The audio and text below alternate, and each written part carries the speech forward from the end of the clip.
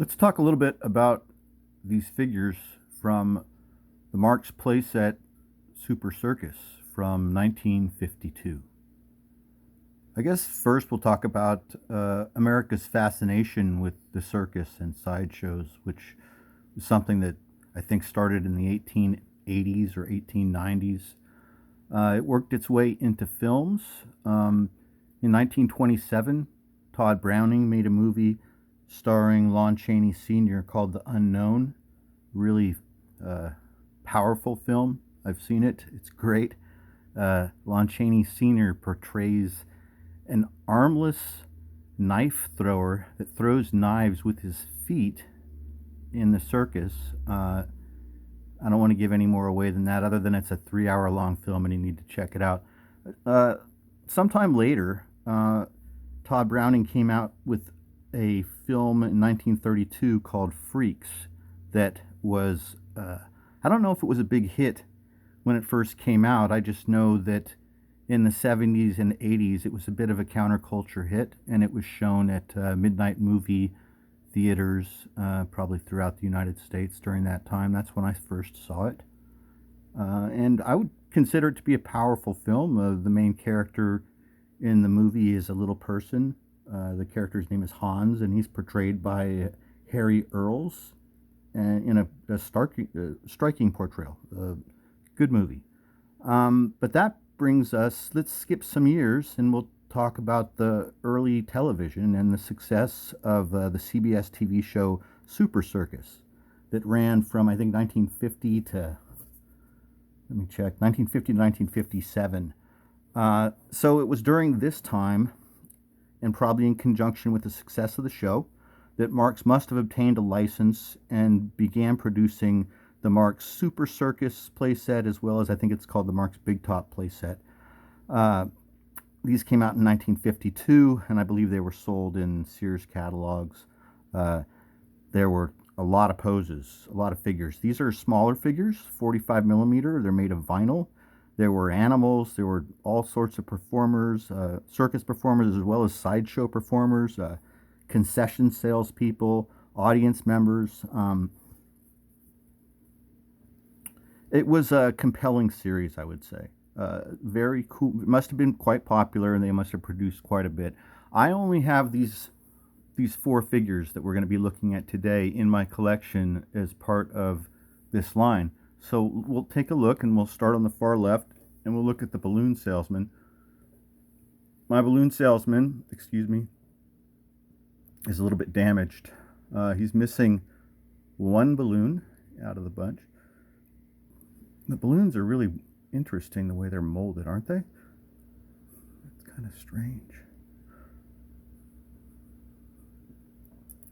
I think all of these early Marx figures that we're looking at here today are very expressive.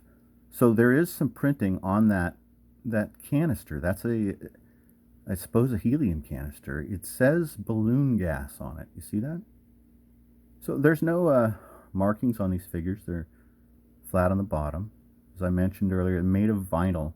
So even this simplistic figure of the balloon salesman with the change maker on his belt is somewhat expressive. He's got this low-brimmed hat, and to me he looks a little bit shady. Let's set him down.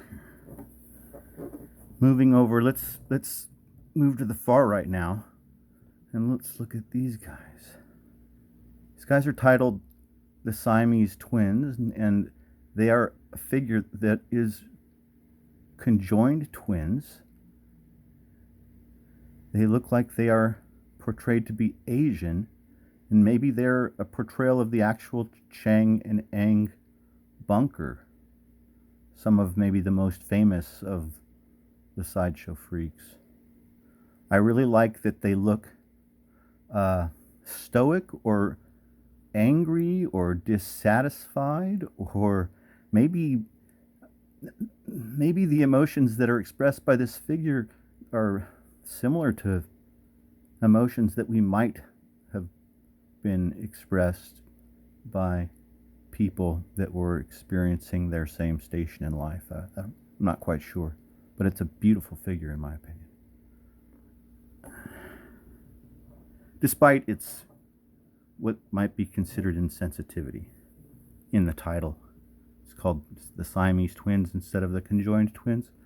So these two figures, man, I love these two figures. These two figures are separate, but together make this amazing set of this boy who seems to us to certainly be sneaking into the circus somehow. Maybe he's like being caught right as he's going into the tent. Maybe he's being caught someplace else in the circus. But this police officer, he means business. And he's got hands on this kid. Look. Let's see if we can get him into position. I sometimes have trouble with this. There we go.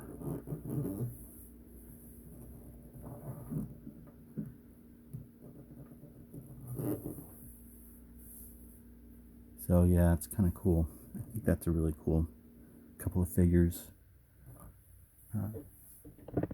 We got some comic books to end the video with. Let's see if I can pan up.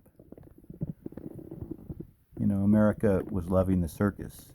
Even at the inception of television, some of the most popular shows on TV were circus oriented. These are comics from the 40s, the 50s, and the 60s. Alright, well, I hope you enjoyed the video today about these really cool Marx Super Circus figures. I hope to get more figures from this playset in the future. You know, there's even episodes of the CBS show Marx Super Circus, or not Marx Super Circus, just Super Circus, available here on YouTube. There are a number of character figures in this line.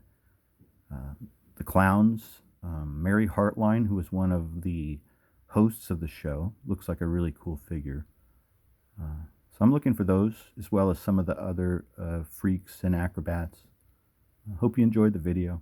Thanks for watching. Bye-bye.